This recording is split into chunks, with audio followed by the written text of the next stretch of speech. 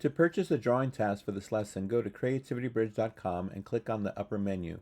There you can click on our first unit, Perception and Drawing, and go down to our current assignment, Alignment Guides. Click on the Purchase Lesson PDF button, and there you can click on I want this. In American football, the players, referees, and fans need to know the accurate location of the ball on the field. However, marking every yard with a line that crosses the entire width of the field would be a visual mess. The solution was the hash mark, a small marker that denotes the location of the ball but does not cross the entire field. For our purposes, hash marks will be small lines placed along the drawing's perimeter, and they'll replace the intrusive grid lines, forcing us to further develop our alignment skills by having us visualize an imagined grid. Now, when you work on a hash mark drawing, it is very important you do not connect the hash marks with lines. Otherwise, you've just turned it into another grid drawing, and at this point in our development, that would be a step backward. Okay, so we have our fourth drawing task of this lesson from Creativity Bridge, and you can download it from our website. And you can see that indeed we have just hash marks here. We don't have lines that are intruding over the image area. We've just got these little marks here that are going to help us out. And so I'll just number just a few of them. There's so few, but I'll just number these going down the side 1 through 6, 1 through 6. Just so I make sure I don't mess up, but I shouldn't need to number these. And again, the proportion is the same, just the scale is different. So this drawing should fit in here, no problem. And as I mentioned before, we want to start with the largest object first, but there's only one object. So when I look at this, I'm tempted to draw the longest line on here. If I get that long line correct, that should establish everything else. So I'm going to start with this line that I see here that goes down and works its way up to this point here. And that's the line that I want to establish, okay? So I notice how close it gets to the corner right here, and I notice how close it's getting to the hash lines, like that. Now I want to be mindful, imagining a line that's here, but I'm not going to draw it, okay? We want to fight the urge to connect these hash marks, otherwise it's just another grid drawing. We're working on developing our perception skills. So I want to find this spot right here, because ultimately that's going to be the target, the end point of my line. So here I'm going to guess that that line should be ending around here somewhere. Why did I make that guess? Because I'm looking between 1 and 2. It's a little bit above the halfway point. It's between these two right here. So I'm going to guess it's right there. If I'm off, I'm off. But let's see what happens. So this line makes its journey up this way. At this point, at this hash mark, it starts to begin moving back a little bit. And then at this point here, it moves back quite a bit. And then there's a slight direction change. And like that. So I think that's right. Let's see what happens. All right, now that I have that, I'm going to go ahead and establish the other long line, which is this one. Here. It starts at the bottom at about here. And this point, I'm going to guess, is around here. I'm using the hash mark system to figure out where that's going to be, said tentatively. But let's see what happens, right? So I'm going to keep this line in mind as it goes up. I'm going to use what I've drawn already to help me figure out where things are going to go. See this long swoop right here? And that this direction change happens at about this point here. You see how I figured that out? And then this is, yeah, that looks about right. So it swoops like this. And then there's a direction change. And then this stops at about here. So this is a challenge, right? In some ways, this is going to be more challenging than the previous drawing. I mean, there's a lot of detail in the previous drawing, but this one has its own trick to it. But we'll figure it out.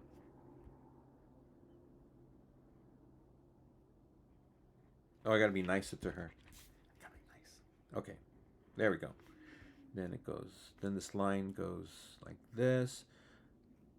And so I think we're on the right track here.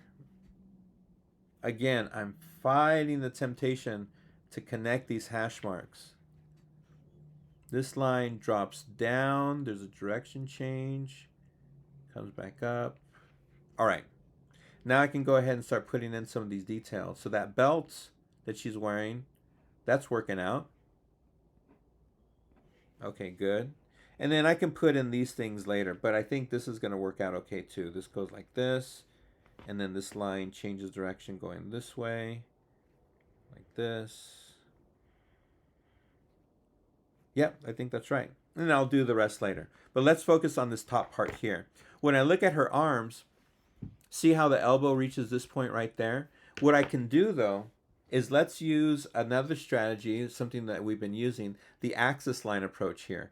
Now when I look at her arms, I can draw basically kind of like a stick figure for her arms. Since I already know where this is, that's going to really help me out where this axis line is going to go. So I'm going to go ahead and draw an axis line. Now this line I'm drawing doesn't represent the exterior of her arm, it's the middle of her arm. And see how the axis line basically is going to that hash mark here? So that's my target. And that ends as it's heading toward this hash mark. So that works. That's an axis line, not the actual arm. Here, this line starts here. It's basically a letter V that almost gets to line number 3. And vertically, it should be somewhere around here. So it's going to be like this. And it's going to come back up, right? So these lines represent the middle part of her arm. Now I can fatten them up. I should thicken them. And that's going to work out, I think. And then I'll do this one here. Her elbow actually goes beyond this hash mark, but I think I've taken that into account.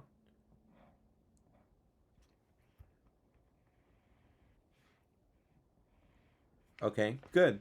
Now, right now, what I'm going to do is, I've got these hands right here, but what I'm going to do is I'm just going to draw a simple oval shape right now. I'm going to use that as a placeholder, all right, as a placeholder. I'll deal with the hands later, but I want to make sure that everything's in the right spot first. So instead of drawing all the fingers, I'm going to draw an oval shape. Well, I'll use the red marker so you can see it better.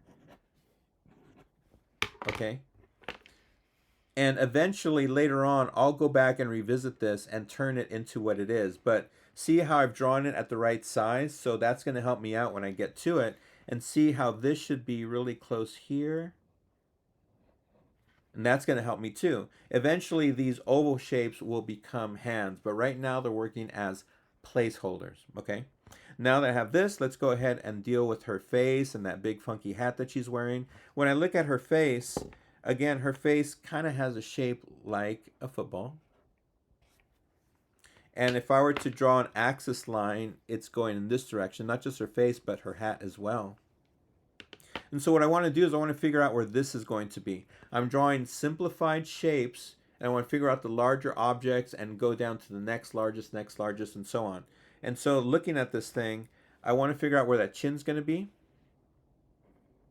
relative to...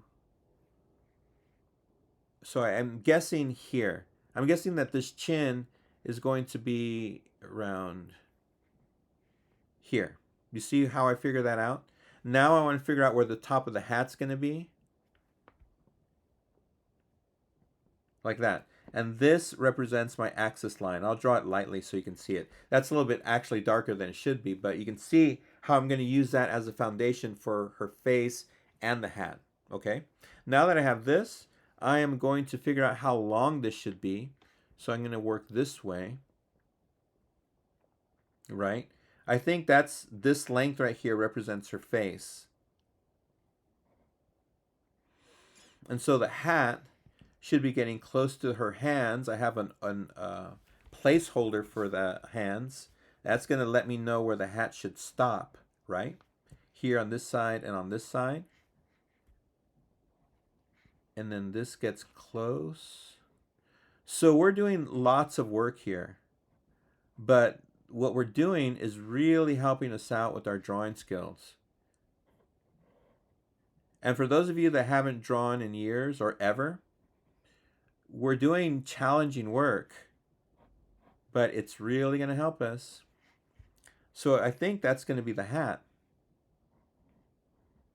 And then I can put all that stripe stuff in later, okay? Let's go ahead and put in the shape of her head. And does that work out here? I think it is going to work out. I need to make sure that her head is wide enough to get in all the detail. Now see how I'm holding the pencil? Do not hold your pencil like this, all right? I'm going to go ahead and put in that football-shaped head. It's all right. Her parents had football-shaped heads too. Just a little bit better. Okay, good. And then we can go ahead and put in the details of her face. She's got these two black shapes right here. And then she's got this opening for her mouth and her nose and her eyes. I'm going to go ahead and put in the mouth. If everything isn't in the right spot right from the very beginning, no worries. But let's see here. But that works out pretty good. I can refine it later. Right now that line, see I talked earlier about the line quality, about having a sharp pencil. My line was a little bit fuzzy, so it was making her look like she needed a shave. Well, I'll go ahead and clean that up. And you can see what a big difference having a confident sharp line makes. Now that I have that, I'm going to go ahead and drop in the neck. And now I think everything's going to fit.